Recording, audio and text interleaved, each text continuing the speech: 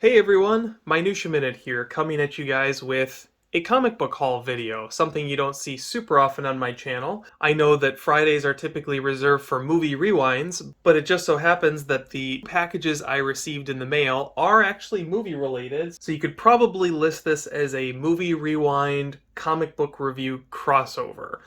Because today I'm going to be talking about James Bond comics. So in the lead up to No Time to Die, and I talked about this in my No Time to Die unboxing, I went through and read pretty much everything that was out there for James Bond, anything that was kind of in the chronology. As far as James Bond's comic book history, it's actually very spotty. Most of what exists between the 1950s and the 1990s are comic book adaptations of the movies. Once they got into telling original James Bond stories in the comics, a fair number of the stories weren't even finished. So when I did my marathon, I really just focused on picking up things that were A, complete, and B, didn't already exist in another medium. So for example, if For Your Eyes Only got a comic book adaptation, I skipped it because it's based on a movie that I'm already watching in the marathon. Now fast forward to 2022, and I've got the James Bond comic book itch again, and I decided I wanted to run after some of those random other James Bond books that are out there.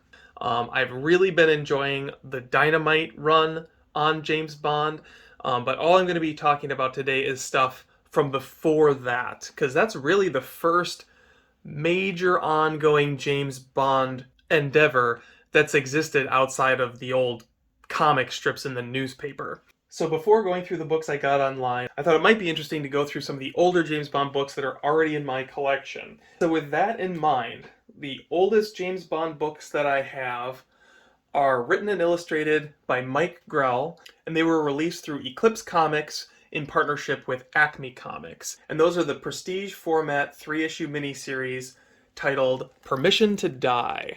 So here is issue number 1, issue number 2, and issue number 3. Now, if you look closely, none of these are going to fall in that 9.8 grade at the CGC. These are total beater reader copies. I found these at an old antique shop that just had a pile of comics sitting in the corner, and I was excited to snag them up for like a buck a piece or whatever it was. They're actually not that easy to find. They all had kind of a lower print run. This was the period when Timothy Dalton was James Bond, right before the series went on hiatus. So James Bond wasn't super popular, and so as a result, these are kind of hard to find, but they're also not super highly sought after, which is actually a theme you'll see throughout the 80s and 90s James Bond comics that I have. If you want to take a look inside, I'll give you guys just a quick glance through. Mike Grell's artwork in this, in my opinion, is quite good. It definitely fits the time period. You wouldn't be able to release a comic book that looked like this if it was Roger Moore's James Bond, but going for that harder-edged, more gruff James Bond that Timothy Dalton portrays, this really fits into the zeitgeist of that period, which is kind of cool. And to be honest, I don't remember the storyline of this super well. I remember it had sort of a Phantom of the Opera-esque villain, and at the end they blow up his secret island base, but beyond that, I don't remember a ton of details. Got some skin for those of you guys who like to see that. And yeah, Permission to Die. Not the best James Bond comic, but certainly not the worst. And I think that this is the first ever attempt at a James Bond comic that wasn't based on one of the Ian Fleming novels. And once again, that's accepting the newspaper strips that ran from the 50s all the way up till the late 80s, early 90s, something like that. All right, next up, while this isn't a single issue, I feel like it's worth shouting out. Acme and Eclipse did put out the official comic book adaptation of License to Kill. As you can see here, it comes in an oversized hardcover. I think this was released in like 2 single issues as well. This is a weird one. Like you can see, like it's got like the cardboard image is like pasted onto the traditional sort of hard backing of a hardcover. So quality on this is definitely a little bit dubious. As far as the art inside, it's going to fit very much in with that Permission to Die style. I would say that it's a little bit cleaner than the art that Mike Grell did for Permission to Die. But of course, it's Mike Grell. He has a very distinct style, and it's not gonna miraculously change. He does a really good rendition of that actor. I don't know his name, but that is the spitting image of that drug lord lackey accountant guy or whatever. Actually, if you're looking at this closer, like you've got Q, the leading lady, I can't remember her name now, Carrie something? Oh, darn. Renditions on all these characters are actually quite good. If any of them are off, it's really Timothy Dalton. So after partnering with Eclipse, Acme went to Dark Horse with their next string of James Bond comics, which resulted in a few miniseries that came out. And I'm going to go through these pretty quickly just because I don't want this video to get too long. If you want an additional review on any of these where I go into detail, let me know down in the comments. The first one I picked up in trade. I think this is the only one that was released in trade, and it is called Serpent's Tooth. The main thing I remember about this one is that it has kind of a Jules Verne quality to it. There are submarines and hidden cities and like a giant octopus and a dinosaur. And just to give you a quick look at the inside, this is written by Doug Mensch and illustrated by Paul Galassi. So pretty fantastic artwork, in my opinion. Let's flip ahead. Found some more TNA for you guys. With James Bond, you don't have to go too far before you're going to run into something a little bit scandalous, right? There's our giant dinosaur. If I remember right, this has like aliens in it too or something. Something really crazy. I actually kind of want to go back and reread some of these. I remember being just a little bit rushed by the time I got into these and was trying to get everything wrapped up in time for the new James Bond movie, which of course then got delayed, and I could have taken my sweet time and had no problem whatsoever. So then following that up, in no particular order, we've got James Bond 007 in Shattered Helix, which was a two-part storyline. Here's part 2. We had James Bond 007 in the Quasimodo Gambit, which these were oversized issues actually, so a little bit heavier page count. You can't really tell it in the video, but it's there. And then here is issue 3. I actually really dig the covers on these books. Now, there were some other Dark Horse James Bond comics. I don't remember the titles off the top of my head, but they started a couple of miniseries that they never actually finished. So I had not gone back to collect those.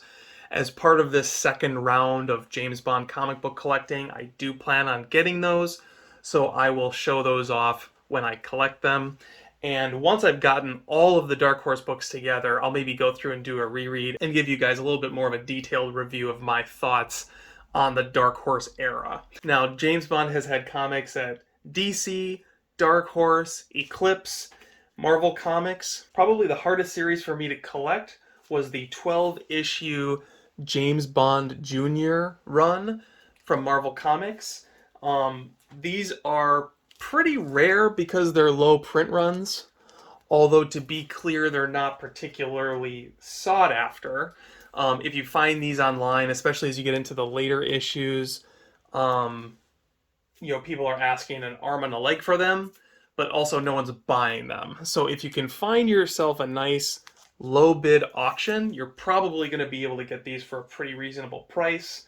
You just have to wait for the right moment to pick them up, because there is value in their rarity if not their quality. Now, I'm not opening any of these particular books up because the art on the outside is pretty much exactly the art you get on the inside. It is very much styled after the cartoon that they're based on. And these are not original stories, by the way, either. These are adaptations of random James Bond Jr. episodes. I do think the first couple of issues follow the first couple issues of the show, but then at a certain point they sort of bounce around. I've got a bunch of the James Bond Jr. novelizations of the episodes. I think they put out 6 of those books, and those are kind of the same way, where it's like the first book is the premiere episode, but then after that they just kind of adapt whatever episodes they kind of feel like. So there's issue 11, and then finally we get the special all-villain issue with issue number 12. Alright, so that leads us to what books I got today. I'm not going to show the unboxing. Give me a moment just to break into these bad boys. And behold, through the magic of editing, I've got 5 new James Bond comics to add to my collection. And we've actually got kind of a range of years here. So I'm going to start with the newest comic books first. We'll kick things off with Topps Comics and their premiere issue of James Bond 007 in GoldenEye, the movie adaptation. This is written by Don McGregor, who wrote some of the Dark Horse comics from the same era. I'm actually pretty excited to tear into this one and see what the art on the inside looks like, because I think that the cover for this actually is dynamite, like really, really cool. Breaking it open, we've got kind of a classic gun barrel sequence at the top. That's neat. And pencils for this are by Claude St. Aubin. So if you remember GoldenEye, we've got the bungee jump at the beginning. The art in this is very 90s, as are the inks. There's just a particular style to this era of comic book. You saw it in Serpent's Tooth as well. Not a bad Sean Bean impersonation there. Not quite as confident in his ability to draw Pierce Brosnan, though. I will definitely be rebagging and boarding this, but for now we'll just pop it back in its current bag and board. Now, the thing about this series is it's only one issue. First collector's item issue, 1 of 3, and they never printed 2 and 3, which is sad. However, there was an issue 0, which also came in the lot that I picked up. This is from the James Bond convention, and as far as I know, it's just a preview. It's not like an actual 0 issue. It just calls itself a 0 issue and just has the first few pages in it. So next up, we're going back to Marvel and back in time to the early 1980s for the release of James Bond in For Your Eyes Only. Definitely a favorite from the Roger Moore era.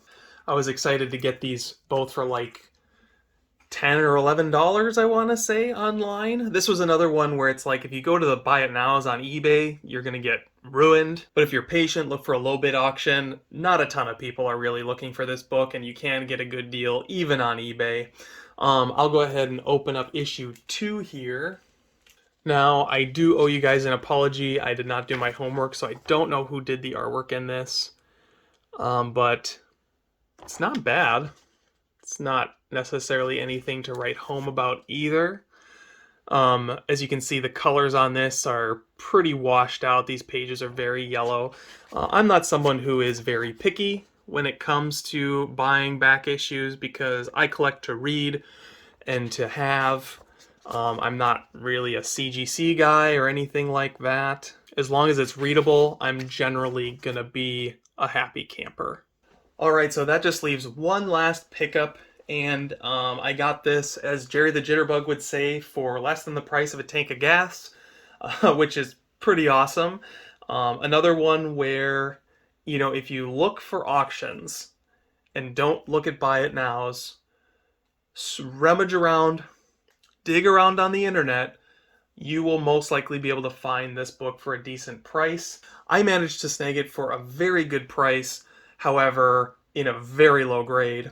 We're going to go way back to 1962 or 63 into the world of DC Comics for Showcase Presents number 43, which is the adaptation of Dr. No.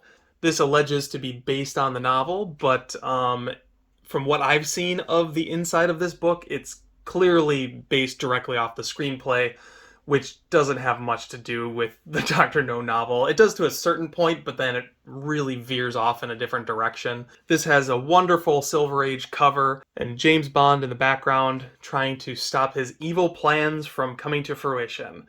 All in all, a really cool book. One of the older books in my collection. I don't really have much for Golden and Silver Age books. I do have some Silver Age Batman, but not a ton. And this, of course, is not insignificantly James Bond's first comic book appearance. It's interesting that there weren't more James Bond comics between the 60s and the 90s. I'm not sure how much of that was due to the Comics Code Authority being in full effect, and how much of it was just not perceived as something of interest to younger comic book readers. I don't know. But I hope you guys enjoyed this little trip down James Bond memorabilia lane. Be sure to tune in Sunday for the update on my 365 movie challenge.